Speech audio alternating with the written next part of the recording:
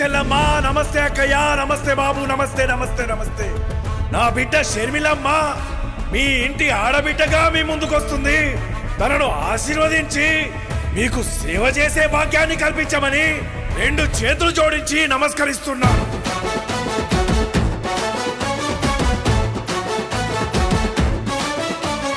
రాజన్న రైతు రాజ్యమో మన కాంగ్రెస్ తోనే సాధ్యమో నిలువెత్తు అయ్య రూపము నడిచి వస్తుంది షర్మిలమ్మలా మన అమ్మ సోనియమ్మ దీవించిన బిడ్డగా రాహులన్న మన కోసం పంపించిన సెల్లిగా రాజన్న కలల రాజ్యము తిరిగి తెచ్చేది షర్మిలమ్మనే మన రాజన్న ప్రజల రాజ్యము తిరిగి తెచ్చేది షర్మిలమ్మనే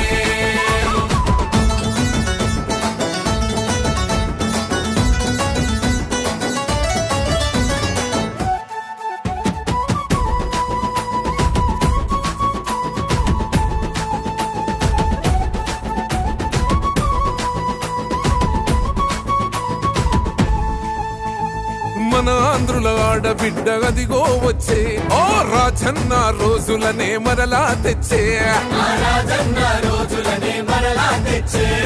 ప్రజల గుండె చప్పుడైన తండ్రి పాలన తుంగలోన తొక్కిన ఈ నేతలపైన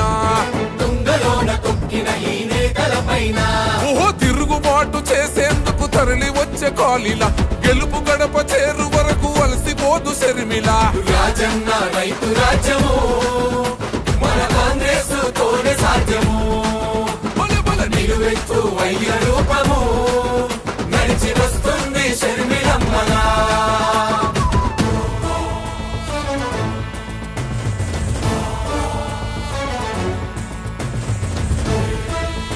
అందరికీ నమస్కారం అండి. నా పేరు అంకెం సీతారాం. నేను మన కాంగ్రెస్ పార్టీ నుండి ఎమ్మెల్యే అభ్యర్థిగా మన భీమవరం నియోజకవర్గం నుండి పోటీ చేస్తున్నాను. మన కాంగ్రెస్ పార్టీకి సపోర్ట్ గా సిపిఎం సిపిఐ కూడా మన కాంగ్రెస్ పార్టీకి సపోర్ట్ చేస్తున్నాయి. మన కాంగ్రెస్ పార్టీ గతంలో ఎన్నో అద్భుతమైన కార్యక్రమాలు చేసింది. భారతదేశం ఈ రోజున ఈ స్థాయిలో ఉందంటే మన కాంగ్రెస్ పార్టీ చేసిందే ఘనత. ఇదంతా మన దళితుల పార్టీ, మన పేద బడుగు బలహీన వర్గాల పార్టీ మన కాంగ్రెస్ పార్టీ. మన కాంగ్రెస్ పార్టీ మనందరం కోసం, మన భారతదేశంలో, మన ఆంధ్రప్రదేశ్ లో మనందరం కోసం 9 గ్యారంటీలు అని చెప్పి మంచి గ్యారంటీ పథకాలు కాంగ్రెస్ పార్టీ చెప్పిందంటే చేస్తుంది. అలాంటి 9 గ్యారంటీ పథకాలు పెట్టింది ఈ మేనిఫెస్టోలో. మన కాంగ్రెస్ పార్టీ ఆంధ్రప్రదేశ్ మేనిఫెస్టోలో ముందుగా మహిళలకి, ఆంధ్రప్రదేశ్ లో ఉన్న మహిళలందరూ కూడా ఎంతో అద్భుతంగా అందరూ కూడా మంచి సుఖశాంతులతో అందరికి ఏ తిండికి లోటు లేకుండా ఉండాలని చెప్పి ప్రతి మహిళకి సంవత్సరానికి 1,00,000 రూపాయలు, సంవత్సరానికి 1,00,000 రూపాయల్లో ప్రతి నెల 8,333 రూపాయలు ప్రతి నెల కూడా మహిళ అకౌంట్ లో ఫస్ట్ తారీఖునే ఆవిడ అకౌంట్ లో పడుతుంది 8,333 రూపాయలు. ఆ కుటుంబంలో ఏ ఇబ్బందులు ఉండకూడదని చెప్పి మన కాంగ్రెస్ పార్టీ పేదల కోసం ఆలోచించి ప్రతి నెల 8,333 రూపాయలు వాళ్ళ అకౌంట్ లో పడితే సంవత్సరానికి 1,00,000 రూపాయలు. మహాలక్ష్మి పథకం ఆల్రెడీ కర్ణాటకలో, మన తెలంగాణలో కూడా ఎంతో విజయవంతంగా సాగుతున్న పథకం మహాలక్ష్మి పథకం. అలాగే మన రైతులకి పెట్టుబడి పెట్టి రైతులందరూ కూడా బాగుండాలంటే మన కాంగ్రెస్ పార్టీ రావాలి. అలాంటిది రైతులకి పెట్టుబడి పెట్టిన 50% పైన మనకి లాభంతో ధరిస్తుంది. అలాగే మనకి కాంగ్రెస్ పార్టీ అధికారంలోకి వచ్చిన వెంటనే సెంట్రల్ లోను మరియు మన ఆంధ్రప్రదేశ్ లో అధికారంలో వచ్చిన వెంటనే యువతి యువకులు ఎంతో మంది ఖాళీగా ఉంటున్నారు జాబులు లేక. వాళ్ళందరి కోసం సంవత్సరానికి 2,25,000 జాబులు మన కాంగ్రెస్ పార్టీ యువత యువకులకి ఇవ్వడానికి సిద్ధంగా ఉంది అధికారంలోకి వచ్చిన వెంటనే. అలాగే కేంద్రంలో మన రాహుల్ గాంధీ గారు ప్రధాని అయిన వెంటనే సంవత్సరానికి 3,00,000 మందికి 3,25,000 మందికి సంవత్సరానికి 30,25,000 మందికి జాబులు ఇవ్వడానికి మన కాంగ్రెస్ ప్రభుత్వం కేంద్రంలో ఇవ్వడానికి చేసింది. అలాగే ఉపాధి హామీ పథకం మన కాంగ్రెస్ పార్టీ చేపట్టిన పథకం ఉపాధి హామీ పథకం మళ్ళీ తుది మెరుగులు దిద్దుతూ ఉపాధి హామీ పథకంలో ఇదివరకు కొంచెం 200-250 రూపాయల కూలి పని ఉండేది. ఇప్పుడు కాంగ్రెస్ పార్టీ అధికారంలో వచ్చిన వెంటనే కేంద్రంలోనూ రాష్ట్రంలోనూ అది 400 రూపాయలు మన ఉపాధి హామీ పథకానికి పనికెళ్ళి 400 రూపాయలు చేసింది. అలాగే వృద్ధులకు వితంతులకు పెన్షన్లు ఇచ్చిందే మన కాంగ్రెస్ గవర్నమెంట్. అలాంటిది ఇప్పుడు ఆల్రెడీ 3,000 వస్తుంది. మన కాంగ్రెస్ గవర్నమెంట్ అధికారంలో వచ్చిన వెంటనే పెన్షన్ 4,000 రూపాయలు, అలాగే వికలాంగులకి 6,000 రూపాయలు, అలాగే పిల్లలందరూ కూడా మన ఇంట్లో ఉన్న పిల్లలు అందరూ కూడా చదువుకుని ఎంతో విద్యావంతులు అవ్వాలని చెప్పి మన కాంగ్రెస్ పార్టీ ఆలోచించి కేజీ టు పీజీ వరకు పిల్లలు పుట్టిన దగ్గర నుంచి కూడా వాళ్ళ పీజీ చదివే వరకు కూడా ఉచిత విద్య అందరూ కూడా చదువుకునే నుంచి జాబులు చేయాలని చెప్పి కాంగ్రెస్ గవర్నమెంట్ మంచి పథకం కేజీ టు పీజీ కట్టింది. అలాగే మన ఇందిరమ్మ ఇల్లు మన కాంగ్రెస్ గవర్నమెంట్ వచ్చిందంటేనే ఎంతో మందికి ఇళ్ల స్థలాలు లేని వాళ్ళకి ఇల్లు కట్టించిన కనుక మన ఒకే ఒక్క party Indiramma party Congress party. అలాగా మన ఇల్లు లేని పేదవాళ్ళందరూ కూడా వెంటనే ఎవరున్నారో చూసి వాళ్ళందరూ కూడా 5 లక్షల రూపాయలతో ఇల్లు కట్టించే బాధ్యత మన కాంగ్రెస్ పార్టీ తీసుకుంది. అలాంటి మంచి పథకం ఇందిరమ్మ పథకం మన కాంగ్రెస్ గవర్నమెంటే చేస్తుంది. అలాగే ఇంకా ముఖ్యంగా మన ఆంధ్రప్రదేశ్ కి ప్రత్యేక హోదా రావాలంటే మన కాంగ్రెస్ పార్టీ రావాలి. మీరందరూ కూడా అత్తంగుత్తుపై ఓటేసి కేంద్రంలోనూ రాష్ట్రంలోనూ మన కాంగ్రెస్ పార్టీని గెలిపించాలి. కాంగ్రెస్ పార్టీని గెలిపిస్తే మొట్టమొదటి సంతకం మన రాహుల్ గాంధీ గారు ప్రధానమంత్రి అయిన వెంటనే ఆంధ్రప్రదేశ్ కి ప్రత్యేక హోదా మీద మొట్టమొదటి సంతకం పెడతారు. ప్రత్యేక హోదా వస్తే మన ఆంధ్రప్రదేశ్ కి ఎన్నో ఎక్కడి నుంచో మన భారతదేశంలో ఉన్న పారిశ్రామికులందరూ కూడా ఆంధ్రప్రదేశ్ లో ఉంటారు. ఎంతో పెట్టుబడులు పెడతారు. ఈ పెట్టుబడులు పెడతాం వల్ల ఎంతో మందికి ఉపాధి కలుగుతుంది. ఉపాధితో పాటు ఉద్యోగ అవకాశాలు కలుగుతాయి. ప్రత్యేక హోదా వస్తే ఎన్నో రాయితీలు వస్తాయి. పెట్రోల్ డీజిల్ మన నిత్యావసర సరుకులు అన్ని కూడా తగ్గుతాయి. కంపల్సరీ మనకు ప్రత్యేక హోదా ఆంధ్రప్రదేశ్ కి ఇంపార్టెంట్. ప్రత్యేక హోదా రావాలంటే కాంగ్రెస్ ప్రభుత్వం రావాలి. ఇంకా ముఖ్యంగా రైతులకి రుణమాఫీ 2 లక్షల రూపాయలు కాంగ్రెస్ పార్టీ మన అధికారంలో వచ్చిన వెంటనే రైతులకి 2 లక్షల రూపాయలు రుణమాఫీ చేసి ఏకైక పార్టీ కాంగ్రెస్ పార్టీ.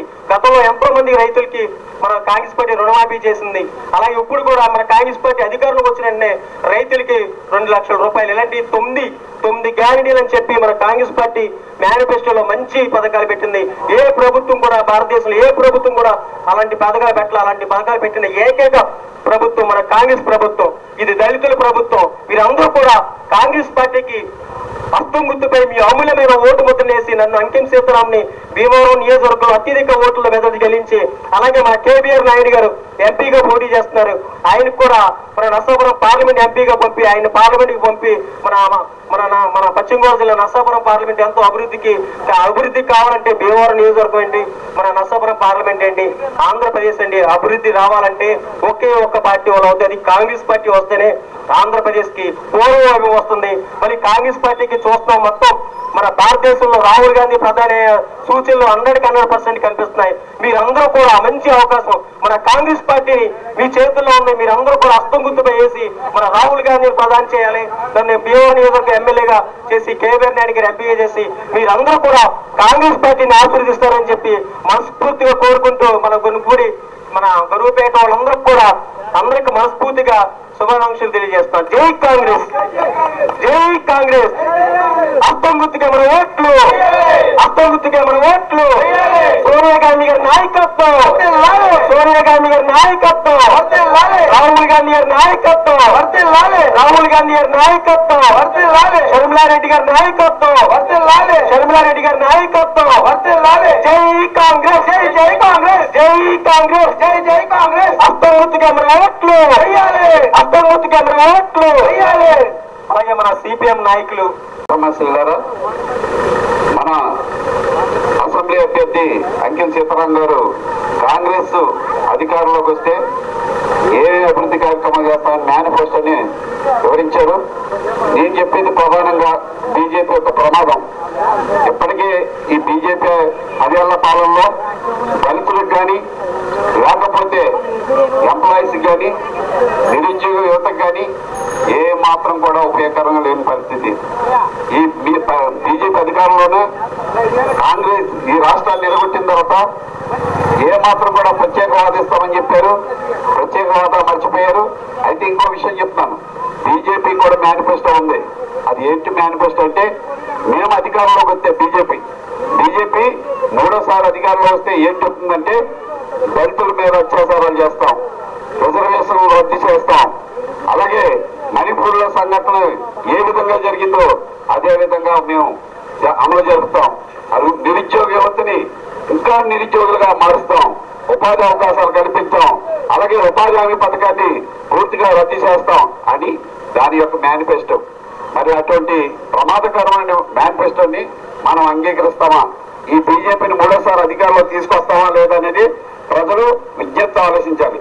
అయితే మేము ప్రధానంగా కోరుకున్నది ఈ రాష్ట్రంలో వైఎస్ఆర్ కానీ వైఎస్ఆర్ పార్టీ కానీ అలాగే ఎన్డీఏ కూటమైనటువంటి తెలుగుదేశం జనసేన పార్టీలు కానీ ఈ రెండు కూడా ఈ రాష్ట్రంలో ఒకరినొకరు తిట్టుకుంటూ కొట్టుకుంటున్నారు. కానీ వీళ్ళిద్దరు కూడా ఈ రెండు పార్టీలు కూడా కేంద్రంతో మాత్రం దోస్తీ కడుతున్నారు. కేంద్రంలో ప్రజలకు హాని కలిగించే ఎటువంటి జీవో తీసుకొచ్చినా ఈ రెండు పార్టీలు కూడా దానికి ఆమోదం తెలుపుతున్నాయి. చిన్న ఉదాహరణ చెప్తాం. ల్యాండ్ టైటిలింగ్ యాక్ట్ అనే ఒక చట్టం తీసుకొచ్చింది. అంటే మన భూమి మన హ్యాండ్ ఓవర్ లో ఉండదు, అది ప్రభుత్వ హ్యాండ్ ఓవర్ ఉంటుంది. అది ఏ విధంగా అనేది మనం ఇప్పటికే మన అడ్వకేట్స్ అంతా కొంత పెద్ద ఎత్తున పోరాటం చేస్తున్నారు, రైతులు వీళ్ళంతా కూడా. అది మొత్తం కేంద్ర ప్రభుత్వం తీసుకొస్తే ముందుగానే అన్ని రాష్ట్రాలు వ్యతిరేకించింది.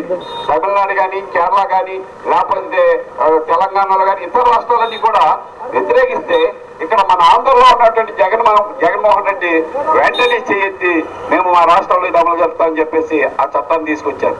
దీనివల్ల ఇటువంటి మళ్ళీ ఇప్పుడు ఏమంటున్నారు, మేము దాన్ని ప్రజల నుంచి వ్యతిరేకత వస్తుంటే అది మీ తీసి రాలేదు, తెలంగాణ అది బీజేపీ గవర్నమెంట్ తీసుకొచ్చిందని చెప్తున్నారు. అలాగే మనకి ఇంటికి ఇప్పుడు మీ రాష్ట్రానికి ఆదాయం కావాలంటే మీ రాష్ట్ర ప్రజల మీద భారాలు వేయండి. అది ఏ రూపాయలు వేస్తారు? ఇంటి పొలానికి నీటి మీటర్లు బిగించండి, అలాగే కరెంటు ఛార్జీలు పెంచండి, ట్రూ ఆఫ్ ఛార్జీలు పెంచండి, చెత్త పన్ను వేయండి, అలాగే బస్ ఛార్జీలు పెంచండి. అన్ని రకరకాల పన్నులు మన మీద భారం వేస్తారు. ఈ పన్నుల ద్వారా వచ్చిన ఆదాయం వేల కోట్ల రూపాయలు ఎవరికి దోచిపెడుతున్నారంటే పెట్టుబడిదారులు అయినటువంటి అంబానీ ఆదాయం లాంటి పెద్ద సంస్థలు ఏదైతే ఉన్నాయో ఆ పెద్ద సంస్థలకి ఈ దేశ సంపదనంతా కూడా దోచిపెడతా ఉన్నారు. మరి మనకి ఈ మధ్య కాలంలో మీకు ఒక కొత్త పదం వచ్చింది, ఎలక్ట్రల్ బాండ్లని.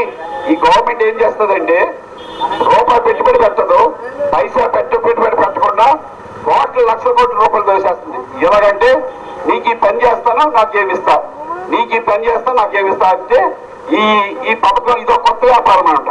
ఇప్పుడు మనకి కోటక్ మహేంద్ర అని ఒక కాల్ కంపెనీ ఉంది.